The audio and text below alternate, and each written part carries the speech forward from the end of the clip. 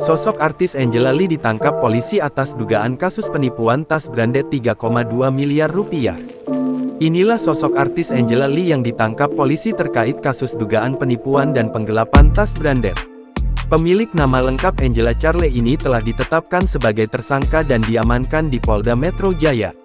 Ya, yang bersangkutan ditahan dengan persangkaan pasal dugaan penipuan atau penggelapan, sehingga korban mengalami kerugian 3,2 miliar rupiah. Selebgram dengan 6,7 juta followers di Instagram ini, diduga melakukan penipuan dan penggelapan tas merek Hermes dan Louis Vuitton LV, milik korban berinisial FI. Korban dikabarkan mengalami kerugian mencapai 3,2 miliar rupiah.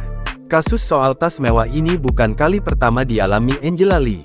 Pada 2018 silam ia juga tersangkut kasus dugaan serupa dengan total kerugian 12,1 miliar rupiah dan ia sempat mendekam di balik jeruji besi. Lantas, bagaimanakah sosok selebgram satu ini? Angela Lee merupakan aktris sekaligus model Indonesia. Angela Lee yang dijuluki Barbie Jowo lahir di Semarang, Jawa Tengah tepatnya pada tanggal 14 Maret tahun 1987. Orang tuanya bernama Jack Sells Lee dan ibunya, Ken Lee. Sejak kecil selebgram ini gemar mengikuti kegiatan-kegiatan seni.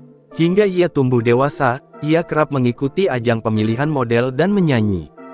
Sebelum terjun ke dunia hiburan, Angela Lee menempuh pendidikan di UNAKI, Semarang, Jawa Tengah dengan mengambil jurusan akuntansi. Angela Lee dikenal sebagai selebgram yang sering menyuguhkan konten humor. Dengan ciri khas logat Jawanya yang medok, unggahan dan parodi Angela selalu dinantikan para pengikutnya di Instagram.